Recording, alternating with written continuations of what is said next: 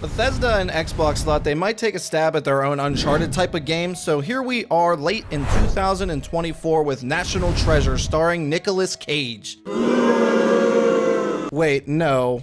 Hold on, that's not the right script. This has a lot of dust on it. I apologize. I just dug it up from some ancient tomb and it's a bit hard to make out. Do you want to make out? It's not what I said. I believe it actually says Bethesda and Xbox now have their own treasure hunting type of game with Indiana Jones and the Great Circle. Well, looks like you got it right. And I'll tell you what else we have. What you have is your stupid American cartoons. Choo choo, choo choo, ha ha ha ha ha. Who invited that kid? What we actually have is an amazing video game from Bethesda and Xbox for a change. And now that I think about it, also, can you please explain to me why the Game Awards basically wrap up a month before the year actually ends? I find it ridiculous that this game right here is going to be robbed of receiving a few awards that it rightfully deserves. Because in my opinion, I think Indiana Jones and the Great Circle is an absolute hit right at the end of the year. And in today's video, we are going to deep dive through my adventure to find out why that is. Real quick though, before we start, warning, there might be spoilers ahead. I do my best to avoid them, but no promises. And also, before we continue, allow me to take a second to thank all 1,200 of you that have subscribed and committed your life and soul to this channel. That's a bit extreme, isn't it? I still can't believe we overachieved the 1,000 sub goal for 2024 and the year isn't even over yet. If you haven't already and enjoyed today's content, maybe consider subscribing to the channel for all the future videos coming up in 2024 and 2025. That includes my best games and best movies of 2024 videos that I will be dropping over the next couple weeks to finish out the calendar year. And again, thank you very much. And now let's get back to the video.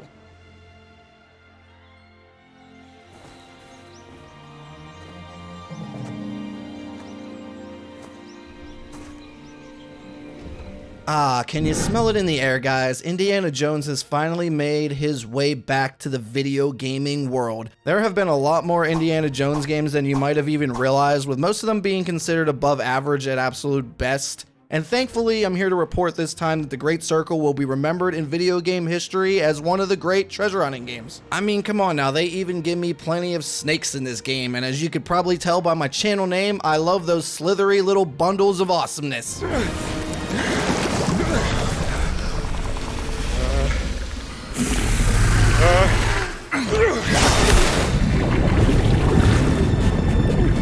But allow me to take you through my amazing adventure through Indiana Jones and the Great Circle and explore everything that puts this game on top of the gaming world at the moment.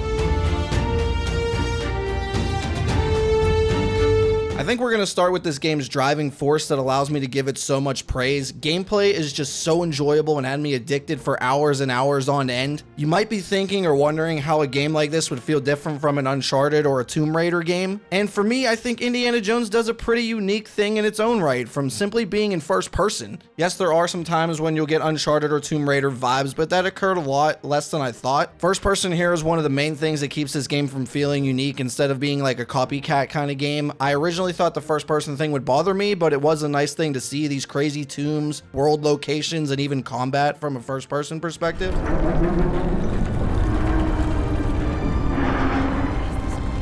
Belong to a secret organization that's been working in the Vatican for over a century. When you get these fun back and forth fist fights, it feels like more impactful and immersive when you're looking through the character's eyes instead of being in a third-person camera. Combat is pretty freaking great in its own right too, by the way. Starting with the stealth approach first, I thought sneaking around all of these well-designed areas was pretty great. You can use your fist if you want to, but that won't result in an instant takedown. They encourage you to find a melee weapon or even use your own gun to take down these enemies silently. Trust me when I say though, when it comes to the melee weapons, there are so many different things that you can find and use in every single location throughout. Like I said, you could flip your gun, bash someone's brains out with it. You can use a heavy-duty shovel or sledgehammer, or heck, use a plunger and show the enemies how good you are at sucking out the I just found so much variety for weapon choice, and while they all do the same thing at the end of the day, it feels more entertaining when you beat someone up with a Fleischwater or a broomstick, actually, instead of an actual weapon that would actually hurt somebody. It's a jungle out there. I had to beat an old lady with a stick to get these cranberries. So say you do get seen, the enemies have been alerted, well, it's time to put up or shut up. Again here, use your fist or melee weapons to brawl with everyone in sight, or maybe try a stick of dynamite like me when I didn't even realize it was dynamite.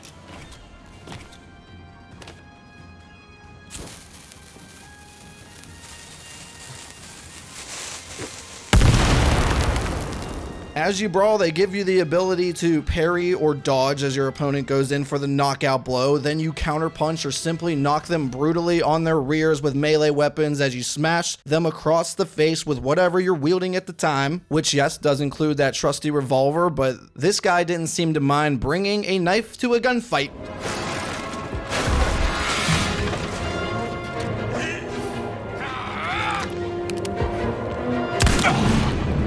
Why'd you have to do that?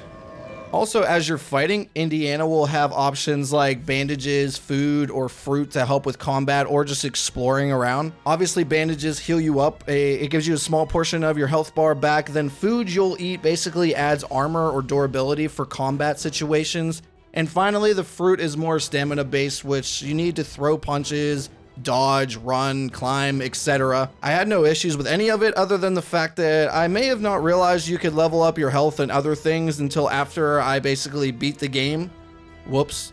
One last thing with combat, of course I cannot forget about the legendary Indiana Jones whip. I found myself not using it as much as I expected, but man is it the perfect little mix-up to spice up the combat when needed. If an enemy is overwhelming you, then take them out back to the woodshed and give them a good old whipping.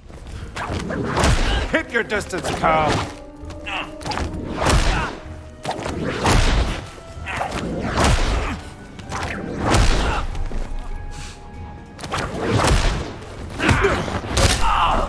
While on the topic of the whipping, climbing is another portion of the gameplay as you adventure along, which you use the whip and other things as well. In my opinion, I don't think it has as large of a presence as it does in an Uncharted title, for instance. You'll still be climbing a decent bit throughout here, though. For the most part, climbing is a good addition to the gameplay, but I think most of it is from many unique locations that you do climb through instead of the actual climbing itself. Slight nitpick here with the climbing, I did find the movement itself to be a little bit on the slow slide while climbing. I don't know, sometimes for me it just felt more like a 2023 80-year-old Harrison Ford climbing than the 1980s in his prime Indiana Jones that the game is supposed to represent. Luckily, a saving grace here was again the whip. While most of the time it is predictable where they'll let you use the whip, I find it more than enjoyable swinging around these different locations, especially during epic scenes or urgency situations, like tombs falling apart on top of you or just escaping from the enemy. They also somewhat switch it up in certain sections as you go throughout the game, which is always nice to see, like here allowing you to throw an item into the wall in order to swing on it across with your whip.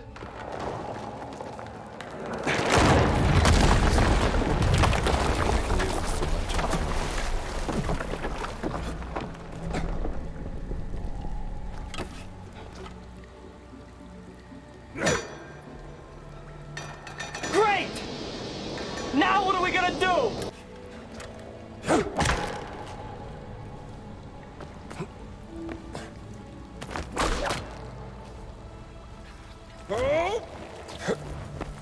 Oh, that's much better.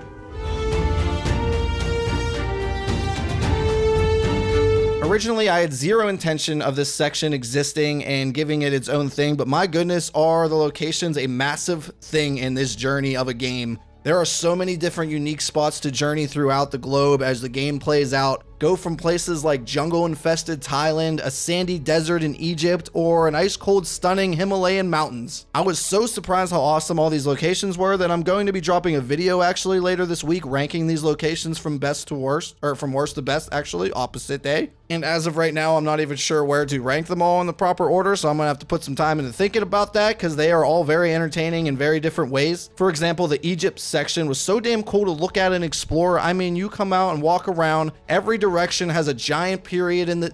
What the hell did you just say? Let's try that again.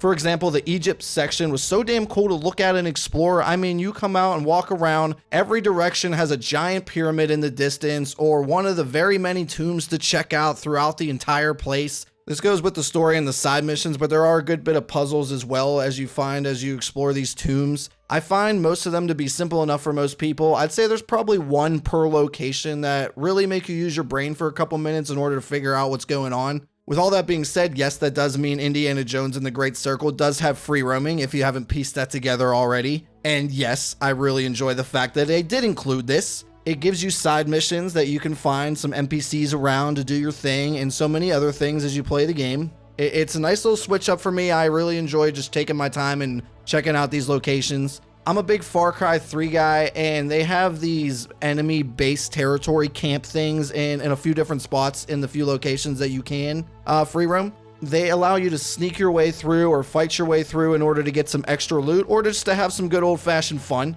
Some locations provide you with unique enemy types as well, or situations as you go around, like Egypt has scorpions in some of these tombs, and I'm not talking a single scorpion, sometimes there are hundreds of them, which can really up the urgency for you a little bit while you're doing your thing. You'll have to use a fire torch to keep them at bay or hop around them like the flipping Easter Bunny to avoid getting stung. And of course, I can't talk about unique enemies without talking about the giant anaconda this game blessed me with over in Thailand. Sorry for the spoilers, but I have to spend a second on this specific section because it turned out to be maybe my favorite portion of the game, and no, not just because of the snake. In this jungle tomb where you first meet the anaconda, they have you swimming underwater between these areas before the snake grabs you and snatches you up. They purposely make land too far away as you jump between them just so you purposely have to go in the water and feel the intensity. Maybe it was just me and only me, but my god, the tension was just at an all-time peak here. Me personally, I have a massive fear of sharks and things under the water beneath me that I cannot see, so this was just very nerve-wrenching and I just was into it.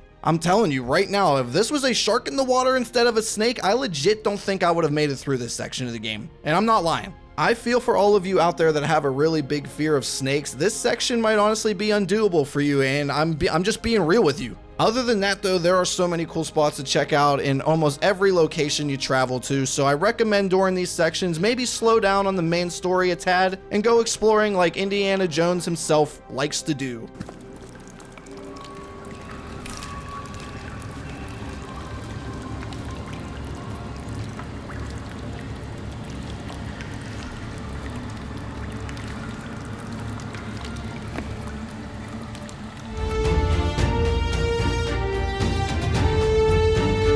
Now, as for the story itself, if I had to take a guess, we're probably gonna have some spoilers in this section because there are a couple things that I must talk about here. Like right out of the gate, the opening section of the game is literally the opening segment of the original Indiana Jones film. They allow you to play through the entire opening 15 minutes or so of Indiana Jones Raiders of the Lost Ark, and how freaking cool is that? Don't need to really go over much in that section because you've probably seen it several times during the movie. The only really thought I had in this section was how much of a fear of spiders I also have, and that artifact hunting is just not for me. Also, if you are wondering, that opening section is included as a dream sequence, which I thought was a clever way to include it, but after that, the real story and this whole new adventure really begins. For starters here with the story, the game is superb with its characters it brings to the table, like Indiana Jones himself, of course. I thought it would be weird not having Harrison Ford involved, but wow, Troy Baker does a fantastic job of nearly replicating the iconic Indiana Jones voice, if you ask me. And to go along with sounding great, Indiana Jones himself as a character is lovable as always. He's full of these short, funny remarks as you brave and courageously find your way through these tombs or all these crazy over-the-top situations that Indiana Jones is known for.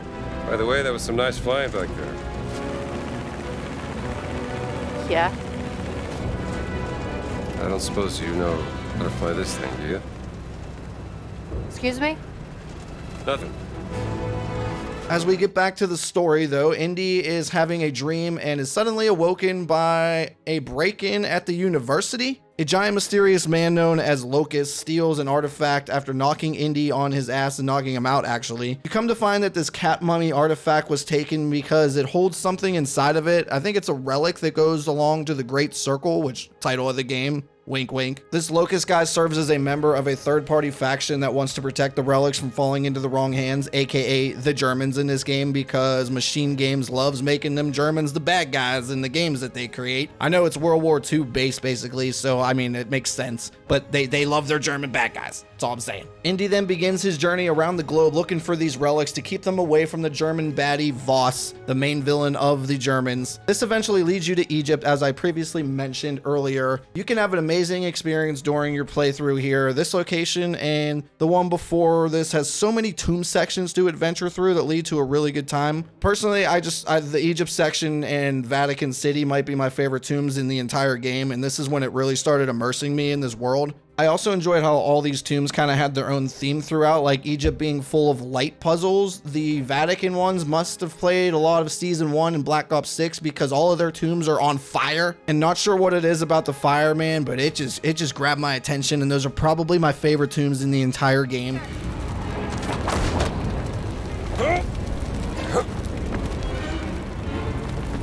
There! Thanks for the help.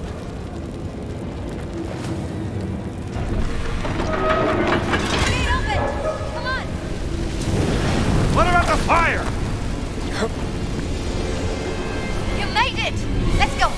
Really, everything underground you explore in this game does an amazing job of feeling treacherous during every single step you take, which really adds to the experience. Whether that's a hidden death trap door or dangerous room that gets engulfed in flames or fills up rapidly with sand as you try to escape rapidly. Trust me when I say this Indiana Jones game will have you on the edge of your seat waiting for that next dangerous surprise around every corner. During these first couple sections, though, you are introduced to Indiana's sidekick as well, Gina, who's trying to find her missing sister, you find out. Briefly talking about Gina, though, at first, I'll admit she is a tad on the annoying side. I don't know why they made her so annoying in the Vatican section. After that, though, she kind of grows on me. And I mean, really, you'll find out here in a second as we continue on. You gravitate towards her emotionally for a good reason. Well, I mean, not a good reason of effed up reason, but you'll see. As we get to that point I just made, Gina and Indy find themselves in the Himalayas trying to beat Voss to the next Great Circle Stone relic thing. Here in the Himalayas is where I began to really connect with Gina a lot more, like I just mentioned. As you adventure through this giant ship, you find German soldiers after German soldiers just frozen solid and dead as dead gets. You and Gina then unfortunately discover her sister brutally frozen to death as well, and my goodness, did this hit me hard. As someone that's lost family way too young in my life as well, I know how hard it is to feel that type of sudden pain, and wow, did they execute this sad scene just extremely well in a messed up kind of way. The aftermath of this leads Gina to being a very brave and courageous person, just like Indy as well, so I thought the chemistry between them was pretty solid. After this, though, the ship starts falling off the cliff, and they use that new stone that they do find here to teleport them unintentionally to Shanghai. This section was very unexpected and random for me, but again, I enjoyed the heck out of it. It's not extremely long. You're in the middle of an air raid battle from the Japanese. You end up doing Indiana Jones type of action stunts here, which really captured my attention once again. You two grab a plane, you do some turret shit straight out of Call of Duty, and then he's jumping from plane to plane as he hijacks one. I'm just sitting there the whole time, just having a great time watching all this and playing all this as it unfolds right in front of my eyes. Hey, get over here!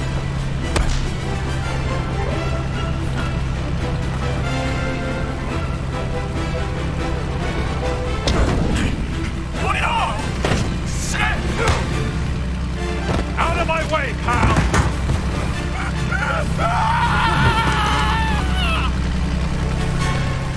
Gina! This all leads you to landing in Thailand, searching for the next artifact. There's a section in here that you defend a hotel from swarming enemies, and I thought about it for a second, and I was like, wow, you know what? Indiana Jones really does capture that historically accurate Call of Duty vibe better than Call of Duty games do anymore themselves. This is also the section of the game where I previously mentioned the Anaconda that you do find. You actually have a full-on battle with this thing at some point, and of course you go adventuring through extremely well-designed tombs and temples, and this all leads to Voss kidnapping Gina to set up the final chapter of the game. And up to this point, I think it's fair to say, as far as Voss goes, that he is a really good villain in this game, and it added a lot to it. He can be extremely manipulative, and over-the-top psychopath sometimes, almost like a Joker type of character, really. Like family. La familia! Tutto! Tutto! But then, at the same time, he will somehow be sadistic and cruel with some of the remarks he just throws your way. But tell me, ragazzina, did you and your sister have a sweet reunion in the Himalayas? Go to hell, Voss. No, she didn't make it. What a shame. I was growing quite fond of her. Overall, I thought Voss was a very likable bad guy, for whatever that means. I mean, come on, he can't be that bad. Look at this guy. Archaeology is a game of wits, of determination, of proper research.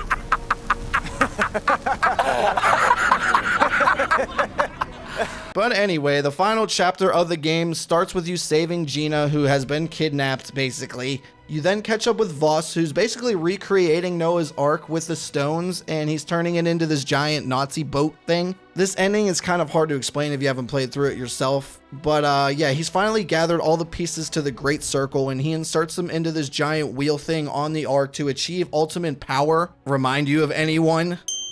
Unfortunately for him, his wish does not come true, and he starts going insane, blaming everything on Indy himself. You're cut free by Gina and have your final standoff fistfight with Karate Master Voss. And yes, I said Karate Master Voss because he really shoves that in your face that he's really good at karate, even though he's German and it makes no sense. But I loved it. I thought it was quirky and goofy and fun. But I will say, my goodness, if I see one more crane kick in my life, I'm going to lose my mind.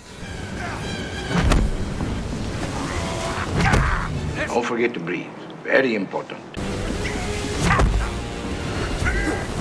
You don't stand a chance! Wax on, wax off.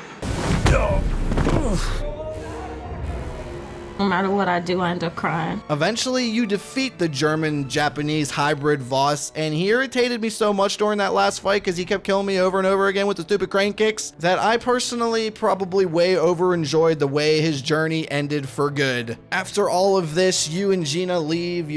She goes and finds new adventures on her own before sealing it with a kiss because romance has to be in everything media nowadays. But overall, I do think they actually connected pretty well in this, and I thought it worked fine. And as far as the story goes, I think that's about a wrap here, guys. Let's move on to the summary and the rating. Man, oh man, I did not expect a random Indiana Jones game in December to be as great as it truly is, but as we move into my final score, I gotta say I was more than addicted to this game all the way through. This is the first game in a long time that I legit finished it in under 2 days because I could not stop playing it, especially the first day. Get a life, man. And with that all in mind, it's time to give Indiana Jones and the Great Circle a final overall score. And I'm really, really happy to say that I can give Indiana Jones an impressive 10 out of 10 before you freak out though. 10 out of 10 isn't always a perfect game, it's just a legendary game on my scale. It's almost impossible to achieve a perfect game from top to bottom, so no, I don't feel like a game needs to be completely flawless to be a 10 out of 10 experience. The game is just packed with tons of stunning visuals and unique locations. Along with that, it has a ton of really fun, high action, entertaining scenes, cutscenes, whether it's gameplay, cutscenes, whatever it is. Plus, the amazingly entertaining combat that will bring you joy all the way through to the end really adds to the experience as well. My slight couple nitpicks for me were probably the enemies being a little blind during stealth at some points, and the holding up the map in order to seeing where the objective thing is a really petty thing to really bitch about, but it bothered me from time to time. None of those couple little small nitpicks though is enough for me to bring this awesome adventure game down a point. If you enjoyed today's review though, whether you agree with me or not, maybe like the video to help me out a ton. And also don't forget to leave a comment below if you actually enjoyed the game or not, and if you haven't played it yet, are you excited or not? In the upcoming weeks, I'm going to be dropping the best games and the best movies of 2024 videos, plus ranking all of the locations from this Indiana Jones game as I dive a little bit deeper into each location in that video. So if you want to be there for all those videos and more in 2025, make sure to hit that subscribe button, but I hope you have a great rest of your day. That is going to be it from me in this one. See ya!